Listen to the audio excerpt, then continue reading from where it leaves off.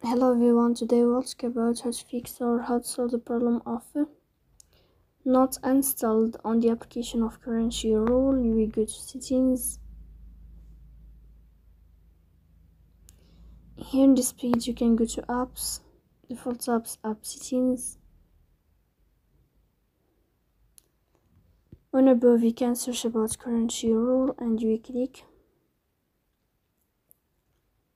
Here in this page of app info you can click on first stop and you can click OK. After that you'll enter to the window of storage. Here you can click on clear cache. Then you can go to Play Store and you can update your app. So please don't forget to support us by like and subscribe. See you next time in another video.